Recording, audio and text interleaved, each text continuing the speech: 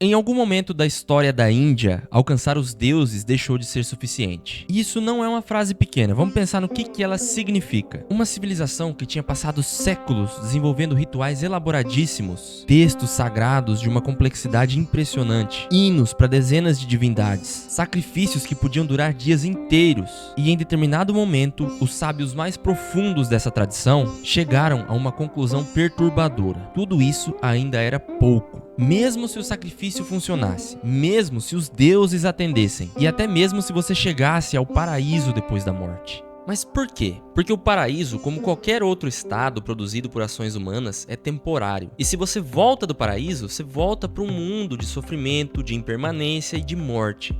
E depois morre de novo e volta de novo sem fim. O verdadeiro problema, entenderam esses sábios, né? Não era como viver bem nessa vida, era como escapar do próprio ciclo de existência. Essa é a revolução de que vamos falar nesse vídeo. E para entendê-la, vamos percorrer a linha do tempo da tradição religiosa indiana, desde onde paramos no vídeo anterior, nos deuses do Rig Veda, no fogo de Agni e na bebida do Soma, até o momento em que essa tradição produz uma das ideias mais radicais da história religiosa humana, a identidade entre o verdadeiro eu individual e a realidade absoluta do universo. Para isso, esse vídeo vai ser dividido em 3 partes. Na primeira, a gente vai ver como o sacrifício védico se transforma e se torna o centro de tudo, absorvendo os próprios deuses na sua lógica. Na segunda, a gente vai ver como essa lógica começa a virar para dentro, do altar de pedra para o interior do próprio ser humano. E na terceira, a gente vai chegar nas Upanishads e entender a sequência que vai mudar tudo: Avidya, Karman, Samsara e Moksha.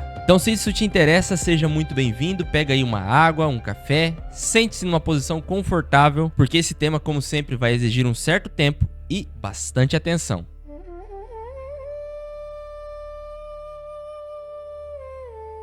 Antes da gente avançar, é essencial a gente situar o mapa dos textos que nós vamos percorrer ao longo desse vídeo, porque eles não são livros independentes surgindo do nada. Eles são camadas de uma mesma tradição em transformação ao longo de séculos. No vídeo anterior, falamos principalmente do Rig Veda, a coleção de hinos mais antiga, composta oralmente por volta de 1500 a 1200 a.C., provavelmente na região do Punjab, no noroeste da Índia. Mas o Rig Veda é apenas um dos 4 Vedas. Os outros 3 são o Samaveda, que é basicamente uma seleção de hinos do Rig Veda, reorganizados para uso litúrgico cantado, com notações musicais, para os sacerdotes encarregados do canto. O Yajurveda, que contém as fórmulas em prosa e verso, que os sacerdotes recitavam enquanto realizavam as ações rituais. E o Atharva Veda, uma coleção muito diferente das outras 3, com fórmulas mágicas, encantamentos de cura e proteção, bênçãos e maldições que refletem uma camada religiosa mais popular e provavelmente muito antiga. Então, na prática, concreto, por volta de 1000 a.C.,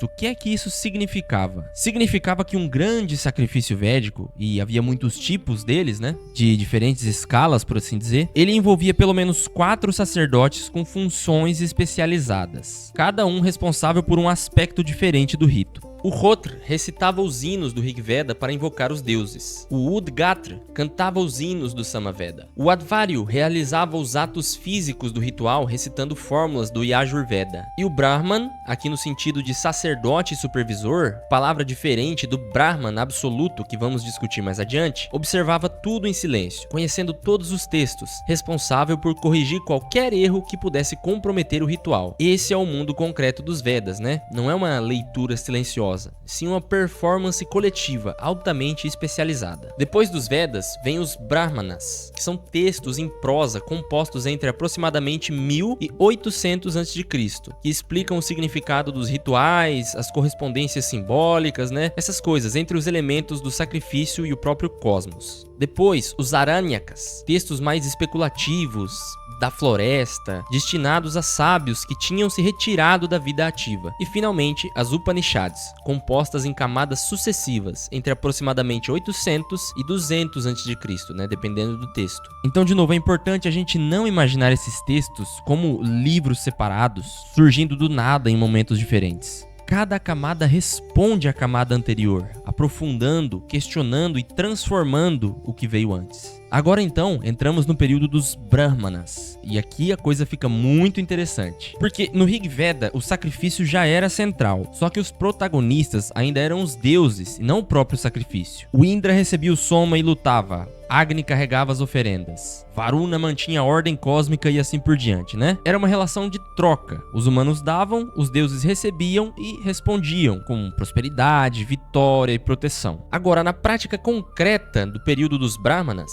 por volta de 1000 a 800 a.C., a vida religiosa das comunidades indo-arianas já tinha se tornado bastante sedentária no noroeste e no norte da Índia, ao longo dos vales do Indo e do Ganges. As tribos nômades do período mais antigo foram dando lugar a reinos mais estabelecidos, e com a estabilidade política e social, o ritual ficou ainda mais elaborado e especializado. É nesse contexto que os Brahmanas produzem uma mudança dramática. O próprio sacrifício começa a ser entendido como a força que sustenta o cosmos. Não os deuses, mas o rito em si. Os sacerdotes que realizam o sacrifício corretamente passam a ser vistos como aqueles que literalmente mantêm o mundo funcionando. Sem o sacrifício, o sol não nasceria, as chuvas não cairiam, a ordem cósmica se desintegraria. A lógica por trás disso é um sistema de correspondências. Em sânscrito, bandhu, que significa conexão ou elo. A ideia é que existem correspondências profundas e reais entre os elementos do ritual e os elementos do cosmos. Por exemplo, o fogo do altar corresponde ao sol, a voz do sacerdote corresponde ao trovão, o soma ritual corresponde à lua e a duração do sacrifício corresponde ao ciclo do ano. Essas correspondências, para os autores dos Brahmanas, não são meras metáforas, né? São identidades reais e operativas. Se o rito que corresponde ao ciclo do ano for realizado corretamente, o ciclo do ano se renova. Se não for realizado ou for realizado com erros, a renovação cósmica está em risco. É por isso que o sacerdote especialista se tornava tão importante e tão valorizado. Ele era o guardião da operação que mantinha o universo funcionando. E é aqui que entra uma figura central que precisamos entender bem.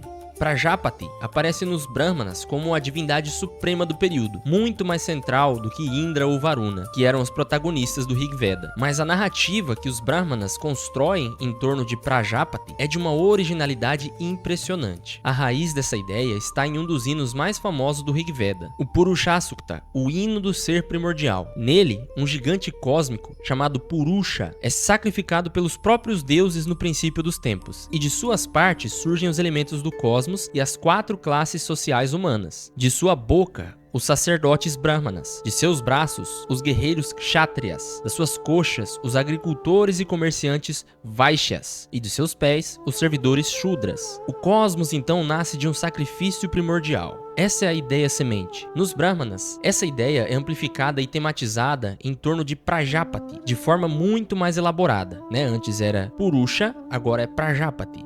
E o Prajapati existia sozinho no universo não criado. Então, para criar o mundo, ele se emitiu, se dispersou, se esgotou na criação. E da sua substância nasceu o cosmos. Então ele está fragmentado, disperso pelo mundo em 1000 formas. O universo não é fabricado por um deus a partir de matéria exterior. Ele é feito da própria substância do Criador. E o sacrifício ritual tem a função de reuni-lo, de reconstruir a totalidade que foi dispersa no ato da criação. Como está escrito, Prajapati entregou a si mesmo a eles. Assim, o sacrifício tornou-se deles e, de fato, o sacrifício é o alimento dos deuses. E há uma consequência importante. Se o cosmos nasceu do desmembramento de Prajapati, então Prajapati está fragmentado, disperso pelo mundo em 1000 formas. Ou seja, ele está esgotado de certa forma. E o sacrifício ritual tem a função de reuni-lo, de reconstruir a totalidade que foi desmembrada no ato da criação.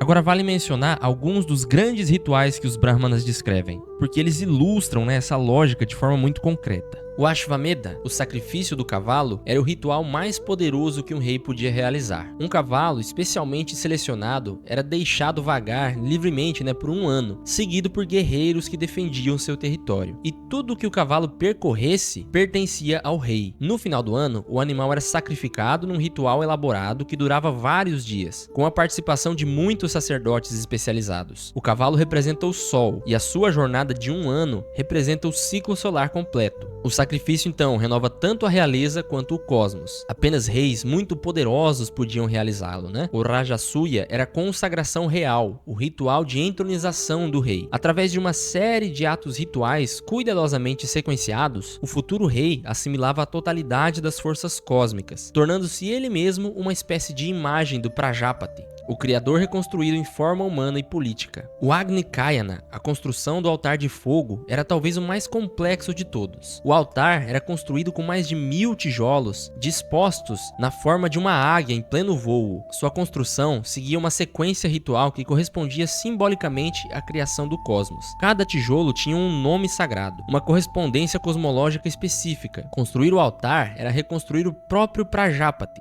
E o sacerdote sacrificador que realizava esse ritual era entendido como reconstituindo também a si mesmo, saindo do processo como um ser completo, renovado, que havia simbolicamente superado a morte. Vale mencionar também rapidamente o Purushameda, o sacrifício humano, que aparece descrito nos textos dos Brahmanas como um sacrifício ritual de escala ainda maior que o Ashvamedha. A questão se ele foi alguma vez realizado literalmente ou se era desde o início simbólico e ritual é debatida pelos especialistas e não pode ser respondida com certeza, com base nos dados disponíveis hoje. O que importa para nós aqui é a sua lógica simbólica. Assim como o cosmos nasceu do sacrifício de Purusha primordial, o sacrifício do ser humano repetiria cosmologicamente esse gesto original. E essa última ideia, o sacrificador que se reconstrói junto com o cosmos, é a semente de tudo que vem depois.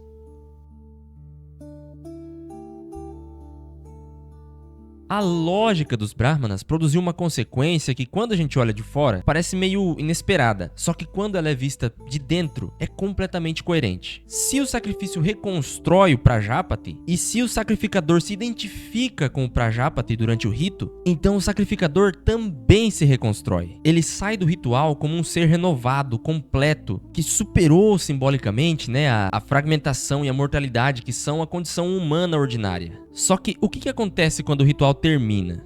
A fragmentação retorna, a mortalidade retorna, a reconstrução de si mesmo que o sacrifício produziu é temporária. Ela só dura enquanto o rito dura. Então, precisamente aqui começa a grande virada. Alguns pensadores do período começam a perguntar: o que seria uma reconstrução permanente? O que seria identificar-se definitivamente com a totalidade, de forma que a morte não pudesse mais dissolvê-la? A resposta que vai emergir lentamente, ao longo de séculos, é a do sacrifício interior. Então, não mais o fogo do altar, mas o fogo do próprio ser. Não mais a oferenda de soma e manteiga lançada sobre as chamas, mas a transformação do próprio eu por dentro. E agora então entra um conceito que está entre os mais importantes de toda a história da tradição religiosa indiana: o tapas. Em sânscrito, a palavra significa literalmente calor ou ardor.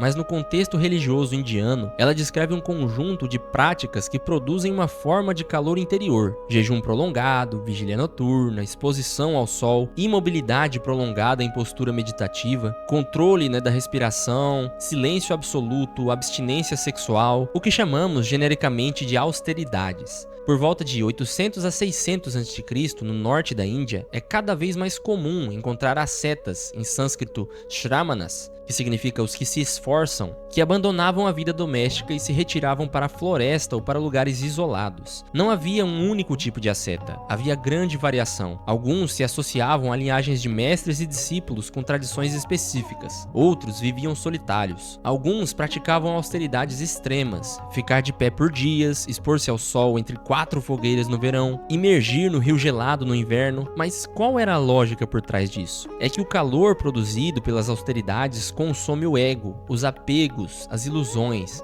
e produz uma força interior que pode transformar o próprio ser do praticante. A raiz dessa lógica está no próprio Rig Veda, onde tapas aparece como a força primordial pela qual o cosmos foi criado. Prajapati criou o mundo por meio do tapas, pelo ardor concentrado da sua meditação. O asceta que pratica tapas está, em certa medida, repetindo o gesto criador da divindade. Só que dessa vez voltado para dentro, buscando recriar a si mesmo em vez do cosmos. É importante a gente mencionar umas figuras que existiam nas margens do sistema ritual oficial, digamos assim, porque elas vão ter uma importância enorme para o desenvolvimento posterior da tradição religiosa indiana. Os Muni eram sábios ou ascetas solitários que viviam fora das aldeias, frequentemente na floresta. O Rig Veda já os menciona de forma enigmática: o silencioso que conhece o vento, aquele que voa pelo ar. São figuras de um tipo de experiência religiosa muito diferente do sacrifício coletivo, mais solitária, mais interior, voltada para estados alterados de consciência que os textos descrevem como imagens de voo, de expansão, de contato direto com o divino sem a mediação do ritual. Os Vratya eram outro grupo enigmático, com fraternidades de guerreiros ou de ascetas que viviam parcialmente fora das normas do sistema social e ritual védico,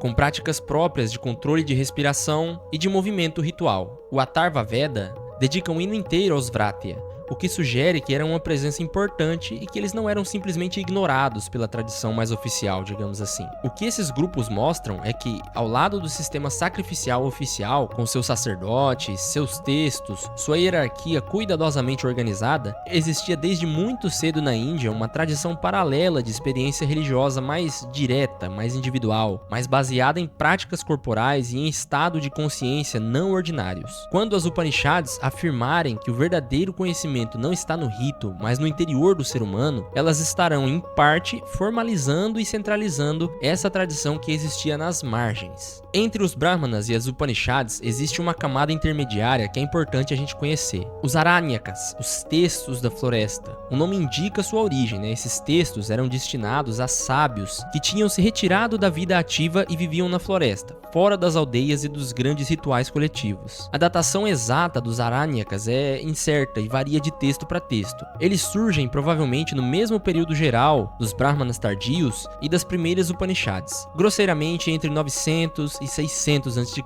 O que os distingue não é tanto a data, mas a audiência e o ambiente. São textos destinados a sábios que tinham se retirado da vida ativa. Nesse período, existe na Índia uma norma social, ainda que provavelmente mais ideal do que universal, de que um homem, após concluir as suas obrigações como estudante e depois chefe de família, poderia, na sua maturidade, se retirar para a floresta para se dedicar à meditação e ao estudo espiritual. Os Aranyakas são, em parte, destinados a esses estudantes da floresta, ou os habitantes da floresta. E é nesses textos que o ritual começa a ser sistematicamente interiorizado. Assim, o sacrifício exterior, ele ainda é discutido, só que cada vez mais em termos do seu equivalente interior.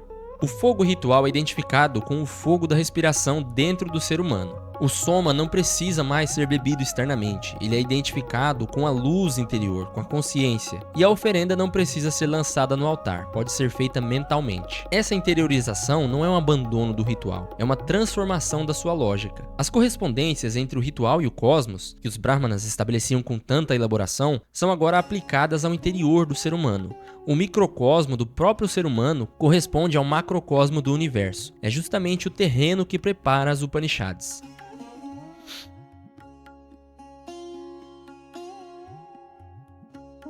As primeiras Upanishads maiores, e aqui eu já vou pedindo perdão pela pronúncia, a Brihadaranyaka Upanishad e a Chandogya Upanishad, compostas provavelmente entre 800 e 600 a.C., no norte da Índia, elas começam com uma constatação que vai mudar tudo. O antigo sistema sacrificial, por mais elaborado que seja, é insuficiente para resolver o problema mais fundamental da existência humana. Mas por que insuficiente, E não é porque ele era ineficaz. Os rituais eles funcionavam, no horizonte mental da época. Eles produziam prosperidade, proteção, filhos e até uma existência favorável depois da morte. Mas as Upanishads fazem uma pergunta que o sistema sacrificial e ritual nunca fizeram com essa clareza, que é: o que acontece depois dessa existência favorável após a morte? Os mais antigos textos védicos falam de um mundo dos antepassados, um estado pós-morte relativamente favorável para os que haviam realizado os ritos corretamente, e de um mundo dos deuses, para os mais meritosos. Havia também a noção de uma segunda morte, uma morte no além,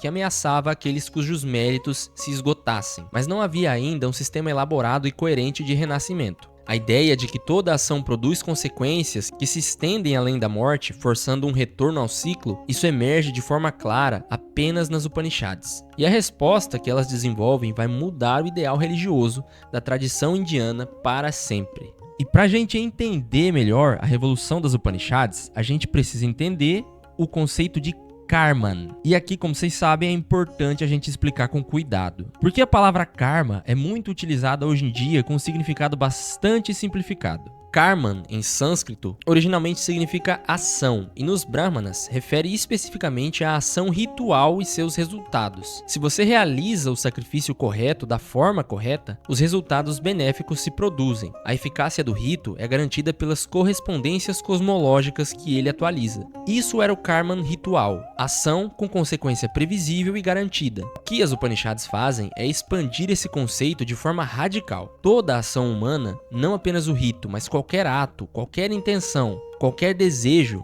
produz uma consequência que eventualmente se realiza. Nenhum efeito se perde no universo. E agora vem a pergunta que abre tudo. E os efeitos que não se realizaram durante essa vida? O que acontece com os desejos não satisfeitos? Com as ações cujas consequências não tiveram tempo de se manifestar antes da morte? A resposta das Upanishads é: esses efeitos constrangem o ser a renascer numa forma de existência propícia para que essas consequências se manifestem. É esse mecanismo que produz o samsara. A palavra samsara significa literalmente fluxo conjunto ou vagação. É o ciclo de mortes e renascimentos. O ser humano não vive apenas uma vida. Ele renasce continuamente, em formas diferentes, em condições diferentes, conduzido pelo peso das ações acumuladas em vidas anteriores. E não há um começo claro para esse ciclo. Ele sempre esteve acontecendo. E sem uma intervenção radical, ele não terá fim. Isso é algo profundamente diferente de qualquer coisa nas tradições religiosas do Oriente Próximo ou do Mediterrâneo que a gente viu até agora. O ser humano vive uma vida, ou no máximo, em algumas tradições, passa por algumas etapas limitadas após a morte, antes de chegar a um destino definitivo. Já no horizonte das Upanishads, o ciclo de renascimentos é potencialmente sem fim. Qualquer paraíso, qualquer estado favorável produzido por ações meritórias é temporário. Os méritos se esgotam e o ser retorna ao ciclo. Tá, e na prática, o que isso significou para a cultura indiana? E a resposta é uma transformação profunda no ideal de vida. Se mesmo chegar ao céu, não é uma solução permanente, então o objetivo mais elevado que a religião pode propor já não é acumular méritos para uma boa existência futura. É sair desse ciclo inteiramente. É moksha, a libertação, o que nos leva ao núcleo atual das Upanishads, que é a sequência que resume o diagnóstico e a cura que elas propõem para a condição humana. E para essa parte eu vou precisar ainda mais da atenção de vocês. Preparem-se para viajar um pouco, porque a gente vai tratar agora de filosofia indiana. E eu vou fazer questão de colocar umas imagens bem legais para fazer dessa experiência ainda mais imersiva, digamos. Então presta atenção e vamos lá, fica comigo. O primeiro termo é avidya, em sânscrito não conhecimento ou ignorância metafísica, mas não qualquer tipo de ignorância. É uma ignorância muito específica, o não conhecimento da própria natureza real do ser. O ser humano ordinário vive identificado com o que as Upanishads chamam de suas envolturas, o corpo físico, as emoções, os pensamentos, a personalidade, o ego.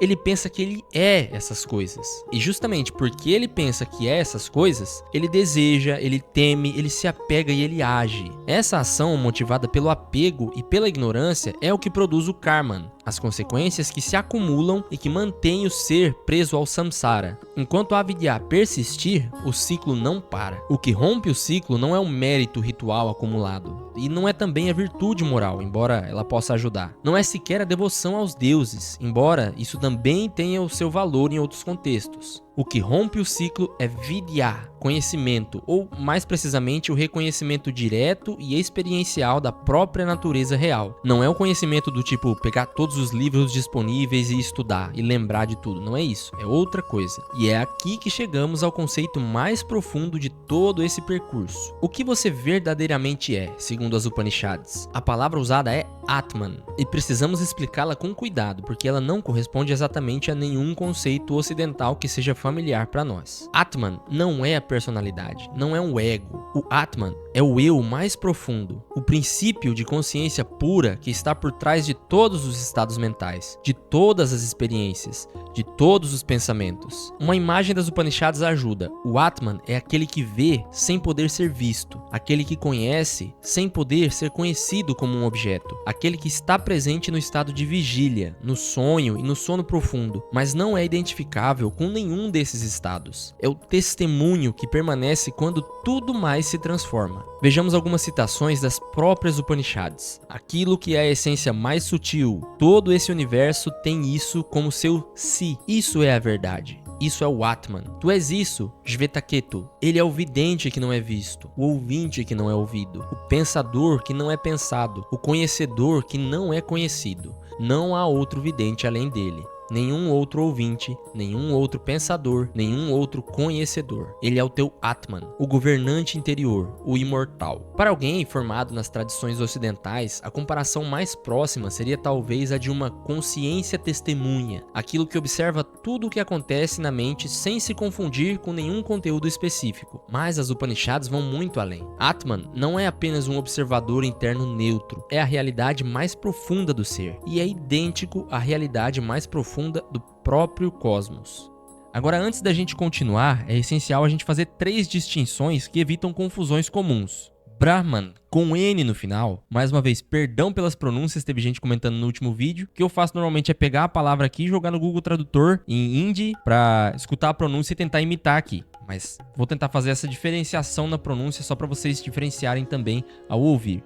Então, de novo, Brahman com N no final não é a mesma coisa que Brahma, que é o Deus, o Criador, né, que aparece na iconografia indiana com 4 cabeças. E não é o mesmo que Brahmana, ou os Brahmanas, que é tanto o sacerdote quanto os textos rituais que a gente estava mencionando anteriormente aqui no vídeo. Então são 3 palavras diferentes com etimologias e significados distintos. Então agora voltando, vamos falar do Brahman. Brahman, no sentido das Upanishads, é a realidade última, o fundamento e totalidade do ser. Tudo o que existe, existe em Brahman. Tudo o que percebemos como separado e distinto é, em algum sentido profundo, né, que as Upanishads procuram precisar, uma manifestação de Brahman. Brahman não é um deus que criou o mundo de fora, como um artesão. Brahman é aquilo de que o mundo é feito, o substrato último de toda a realidade. O conceito tem paralelos aproximados, mesmo que não exatos em outras tradições. O Tao do taoísmo, que é a realidade subjacente da qual tudo emerge, o Ein Sof da cabala judaica, o infinito sem fim, né, que precede qualquer manifestação. E, sob certos aspectos, até o Logos da filosofia grega e do cristianismo, que são princípios pelos quais se buscou pensar a relação entre o absoluto e a multiplicidade do mundo. Mas nenhum desses paralelos deve ser tratado como equivalência, porque as Upanishads têm uma afirmação específica sobre a relação entre o Brahman e o ser humano que vai muito além de qualquer paralelo. A afirmação central das Upanishads pode ser colocada em sânscrito em 3 palavras. Tat Tvam Asi. Aquilo és tu. O aquilo é Brahman, a realidade última. O tu é o Atman, o verdadeiro eu. E a afirmação é que eles são, em algum sentido profundo, a mesma realidade. Então, para alguém formado, né, numa tradição religiosa ocidental, como a gente, isso pode soar impossível. No judaísmo, no islamismo, no cristianismo, né, nas 3 grandes tradições monoteístas, existe uma distinção absoluta entre o Criador e a criatura. O ser humano pode se aproximar de Deus, pode ser amado por Deus, pode até, né, nas correntes místicas mais ousadas de cada uma dessas tradições, se unir a Deus de alguma forma, sem conhecer ou tocar a sua essência, né? Mas afirmar que o verdadeiro eu do ser humano é idêntico à realidade absoluta do universo seria, nessas tradições, uma confusão categorial ou mesmo uma blasfêmia, né? E as Upanishads afirmam exatamente isso, e não como uma conclusão lógica abstrata a ser aceita intelectualmente, mas como algo que deve ser realizado, experimentado e vivido. A própria fórmula Tat Tvam Asi aparece na Chandogya Upanishad, numa série de ensinamentos em que o sábio Uddalaka Aruni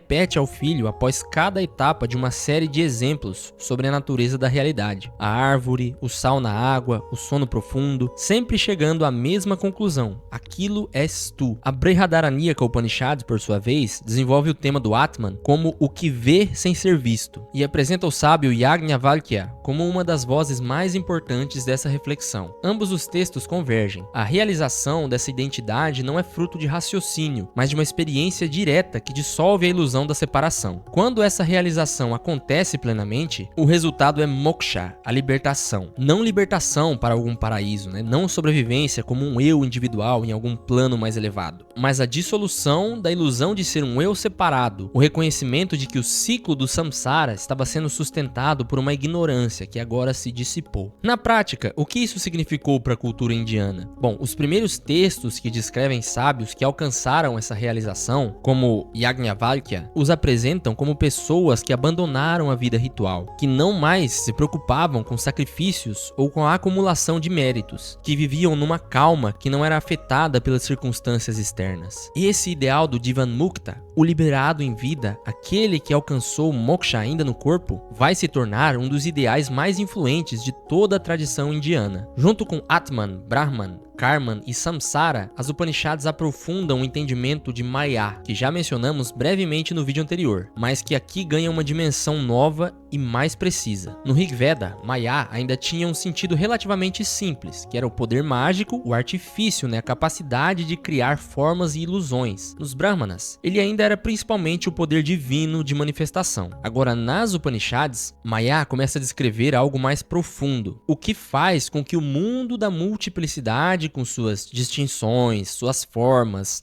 seus seres individuais, apareça como completamente real e autossuficiente, quando na verdade ele é uma expressão parcial de Brahman. Não é que o mundo não exista, é que nós ordinariamente o percebemos de forma distorcida, como se fosse composto de entidades completamente independentes uma das outras e da realidade última. A analogia clássica das Upanishads é a da corda confundida com uma serpente no escuro. Ou seja, imagina uma pessoa que toca numa corda no escuro e imagina que é uma serpente. A serpente ela é real como experiência, o medo é real e a reação é real. Imagina que a pessoa que tocou dá um pulo e se machuca, ou acaba batendo em alguma coisa e se machuca. Então, as consequências, são reais. Mas o objeto que gerou essa experiência não era uma serpente. Quando a luz aparece, a serpente não vai embora. Ela nunca esteve lá. Então, o Maya, da mesma forma, não é uma ilusão no sentido de algo puramente inventado. É uma percepção parcial e distorcida que se desfaz quando o conhecimento correto aparece. Nos textos mais tardios das Upanishads iniciais e das Upanishads médias, compostas provavelmente entre 400 e 200 a.C.,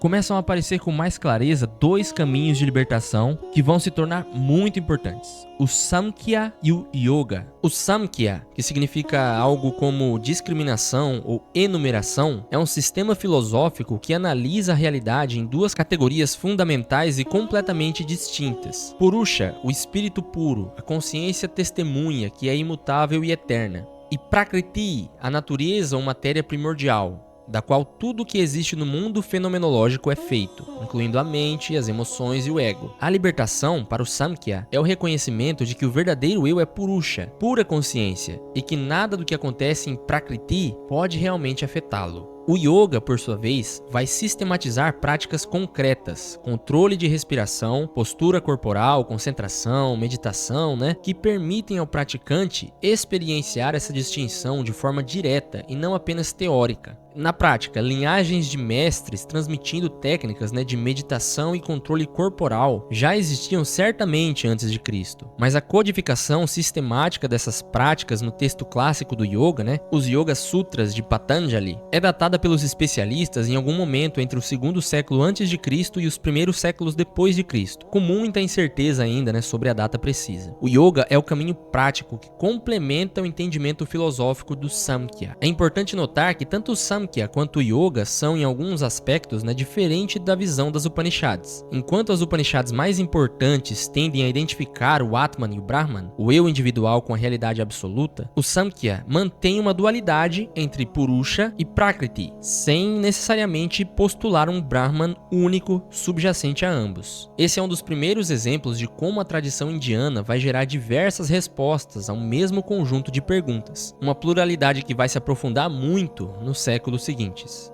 Bom, e por esse percurso, acho que já ficou clara a magnitude da transformação que a gente acompanhou. Passamos, mesmo que por cima e resumidamente, por boa parte da história da religião indiana no primeiro milênio antes de Cristo. E chegamos mais ou menos até a época em que viveu o príncipe Siddhartha Gautama, o Buda, que ainda vai ser assunto central de um futuro vídeo. Resumindo brevemente, partimos de onde o vídeo anterior terminou, em que os sacerdotes literalmente mantinham o cosmos funcionando. Vimos Prajapati, o criador que se sacrificou para criar o mundo, e a lógica de que o rito reconstrói tanto o cosmos quanto o sacrificador. Vimos como, por volta de 800 a 600 a.C., essa lógica começou a ser interiorizada. Nos Aranyakas, no Tapas, dos ascetas nas tradições dos Muni e Vratya, onde sábios fizeram a pergunta mais radical possível: qual é o verdadeiro problema da existência humana? Então a sequência que resume tudo: avidya, a ignorância metafísica, gera karman, ação com consequências acumulativas, que mantém o ser no samsara, o ciclo de mortes e renascimentos, do qual só a vidya, o reconhecimento direto da identidade entre o Atman e o Brahman, produz moksha, a libertação completa. Essa é uma das maiores revoluções da história religiosa da humanidade. De uma religião de deuses, fogo e sacrifícios coletivos, a Índia produziu uma filosofia que afirma que o que você verdadeiramente é já é idêntico à realidade absoluta do universo e que toda a escravidão humana é produto de uma ignorância que só o conhecimento correto dissolve. Nos próximos vídeos sobre esse tema, a gente vai avançar. Veremos o Buda surgir exatamente nesse contexto e propor sua própria resposta ao problema do samsara, diferente das Upanishads em aspectos fundamentais, mas compreensível apenas a partir do que elas já tinham colocado. Para entender o que Buda vai dizer, é imprescindível entender o que as Upanishads já tinham dito, e é exatamente isso que a gente fez hoje.